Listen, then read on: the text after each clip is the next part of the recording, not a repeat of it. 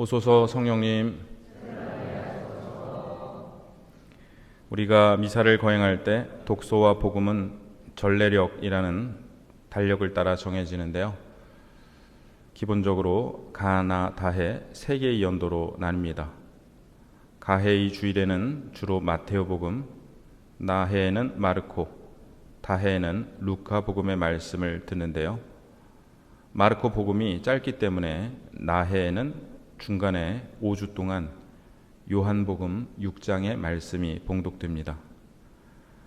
올해는 나해이기 때문에 요한복음 6장의 말씀을 지난 7월 28일부터 다음 주일인 8월 25일까지 5주 동안 듣고 있습니다. 특별히 이번 주까지 3주에 걸쳐 예수님께서는 당신이 생명의 빵이라고 말씀하시는데요. 그 의미는 조금씩 차이가 있습니다. 예수님께서 생명의 빵이신 이유가 지난주 복음까지는 주로 하느님의 지혜, 계시, 하느님 말씀이시기 때문이었다면 이번 주는 성체 성사 안에서 생명을 주시기 때문이라는 것을 직접적으로 말씀하십니다. 오늘 일독서에서 지혜는 7개나 되는 기둥을 깎아 큰 집을 지었는데 지혜가 내 빵을 먹고 내가 섞은 술을 마시라고 말합니다. 이 지혜는 예수님을 상징합니다. 이 독서에서 바오로 사도는 지혜로운 사람으로서 어떻게 살아가야 하는지 살펴보라고 하시며 성령으로 충만해지라고 권고하십니다. 지난 8월 15일 성모 승천 대축일에 19명의 초등학생들이 천영성체를 했습니다. 작년까지는 천영성체 교리를 여름에 매일 계절학기처럼 운영했는데 올해는 6개월 동안 매주 교리 수업을 하는 형태로 진행했습니다. 보좌 신부님과 수녀님, 선생님들께서 수고를 많이 해주셨는데요. 작년에 천영성체를 한 초등학교 4학년 아이가 제게 이런 말을 하더라고요. 나 때는 여름 내내 매일 교리에서 힘들었는데 요즘 애들은 쉽게 하네요. 이제 초등학교 4학년도 나 때는이라는 말을 쓰네요. 저는 초등학교 4학년 때 천영성체를 했는데요. 저도 여름에 매일 교리 수업을 받으며 문답으로 정리된 교리를 매일 몇 개씩 외우고 다 외웠는지 수녀님께 검사를 받고 집으로 돌아갔습니다. 예를 들어 우리가 예수님을 받아 모시면 어떻게 됩니까? 라는 질문이 있는데요. 이에 대한 답은 우리가 예수님을 받아 모시면 예수님과 하나가 되어 마침내 예수님과 함께 부활하여 영원히 살게 됩니다. 입니다. 너무나 귀한 말씀인데 그때는 이 말씀이 무슨 뜻인지 몰랐던 것 같아요. 또한 예수님을 받아 모신 우리는 어떤 결심을 해야 합니까? 라는 질문이 있는데 답은 예수님을 받아 모신 우리는 예수님과 함께 이웃을 사랑하고 하느님 아버지의 뜻을 따라 살겠다는 결심을 해야 합니다. 입니다. 아직도 외우고 있는 것 같아서 신기하시죠? 실은 제가 배운 천영성체 교리책을 아직 가지고 있습니다. 왜 갖고 있나 저도 신기한데 이 책은 버리지 못하겠더라고요. 그런데 이렇게 잘 배워놓고도 천영성체하는 날 성체를 영한 후에 무엇을 해야 하는 건지 갑자기 궁금해졌습니다. 그래서 교리교사 선생님께 여쭤봤어요. 영성체 한 다음에 뭐 하는 거냐고. 선생님은 하느님께 소원을 3가지 빌라고 하시더라고요. 그래서 3가지 소원을 빌었습니다. 첫째가 부모님과 가족의 건강이었고, 둘째 친구들을 위해서였던 것 같고, 셋째가 남북 통일이었던 것 같습니다. 그 후로 오랫동안 성체를 영하고 나면 3가지 소원을 빌었습니다. 그런데 어느 날 문득 지치더라고요. 저는 오랫동안 소원을 빌었는데 혹시 예수님은 제게 바라시는 것이 없으신지 여쭈어 보았습니다. 그러다가 그 다음부터는 그냥 침묵을 지키고 있습니다. 침묵을 지키다가 그날 복음 말씀 중 와닿았던 말씀 한 구절을 되냅니다. 그러고 나서는 이 미사에 참여하신 모든 분들의 지향을 받아들여 주시라고 하느님께 기도드립니다. 이번 주 강론을 준비하면서 성체라는 검색어로 인터넷에서 검색을 해보았습니다. 그랬더니 성체의 기적이 많이 검색되더라고요. 성체가 사람의 살로 변했다는 기적 이야기들이 있었는데 읽어보니 신기했습니다. 그런데 제게는 다른 것이 더 큰 기적으로 다가왔습니다. 지난 주일에 866분이 주일 미사에 참여하셨습니다.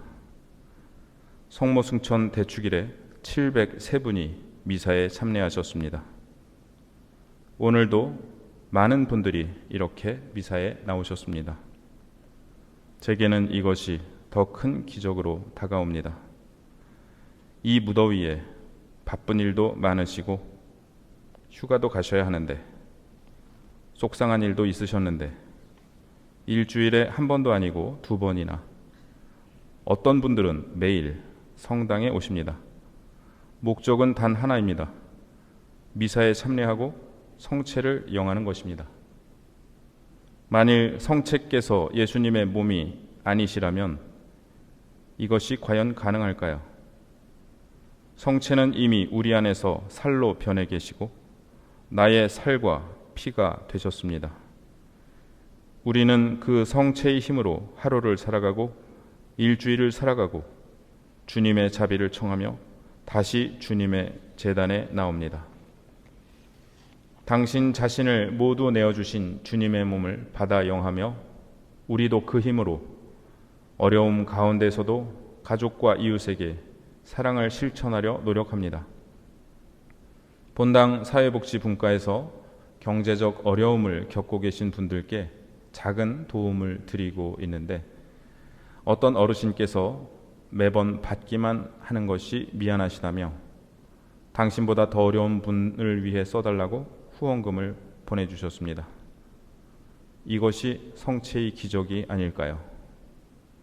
저에게 여러분이 기적인 것처럼 여러분도 서로가 기적이셨으면 좋겠습니다. 영성체 직전 서로 평화의 인사를 나누며 서로가 기적임을 알아보시면 좋겠습니다. 한 달에 한 번 주님의 성체를 모시고 가서 거동이 불편하신 어르신들께 봉성체를 해드립니다. 10분 넘게 계실 때도 있고 엊그제는 6분께 해드렸습니다. 봉성체의 순서는 참회의 절, 복음 봉독, 주님의 기도, 하느님의 어린 양, 영성체, 기도와 강복입니다. 엊그제 봉성체를 다니면서 봉성체 때 읽는 복음 말씀이 새삼 뭉클하게 다가왔습니다. 내 살을 먹고 내 피를 마시는 사람은 영원한 생명을 얻고 나도 마지막 날에 그를 다시 살릴 것이다. 내 살은 참된 양식이고 내 피는 참된 음료다. 내 살을 먹고 내 피를 마시는 사람은 내 안에 머무르고 나도 그 사람 안에 머무른다. 바로 오늘 복음 말씀입니다.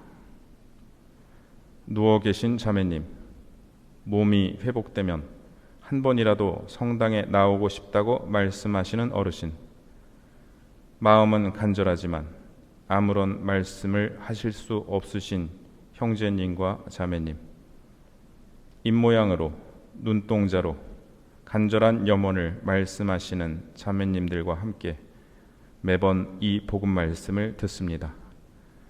내 살을 먹고 내 피를 마시는 사람은 내 안에 머무르고 나도 그 사람 안에 머무른다. 한 달을 성체의 힘으로 살아가시고 다음 달에 있을 영성체를 위해 또다시 한 달을 준비하고 계신 분들을 뵙는 것 또한 제게는 기적입니다. 우리는 병이 위중할 때 병자 성사를 받습니다. 병자 성사는 영혼과 육신의 회복을 주기도 하지만 어떤 때는 임종 전에 받게 되는 마지막 성사가 되기도 합니다. 병자 성사 때 역시 오늘의 복음 말씀을 듣습니다. 내 살을 먹고 내 피를 마시는 사람은 영원한 생명을 얻고 나도 마지막 날에 그를 다시 살릴 것이다. 우리는 예수님께서 진실하신 분이심을 알고 있습니다. 따라서 당신의 이 말씀을 지키시리라는 것을 우리는 알고 있고 믿고 있습니다. 올해 들어서도 여러분께 병자 성사를 드렸습니다. 건강을 회복하신 분도 계시고 세상을 떠나신 분도 계십니다. 언젠가 우리도 마지막 병자 성사를 받게 될 것입니다. 성사 안에서 오늘의 복음 말씀을 다시 듣게 될 것입니다. 이 말씀은 우리에게 마지막 희망이 되고 그래서 가장 큰 희망이 될 것입니다. 내 살을 먹고 내 피를 마시는 사람은 영원한 생명을 얻고 나도 마지막 날에 그를 다시 살릴 것이다. 이 말씀이 이루어지는 날 더 이상 다른 희망은 필요하지 않고 사랑만 남게 될 것입니다. 오늘 봉헌 성가로 부르는 성가 340장이 성체 성사의 신비를 잘 요약해 주는 것 같습니다. 주 우리 구하고자 십자가 위에서 당신을 희생하여 성부께 드렸네. 이같이 큰 사랑이 또다시 있으랴. 나 이제 나를 바쳐 만극한 이 은혜 감사하나이다. 내 일생 모든 고난 주 앞에 드리며 이 몸을 희생으로 봉헌하옵나니 거룩히 강복하여 받아들이소서. 일생을 착히 살아 거룩한 주의 이름 현양하나이다.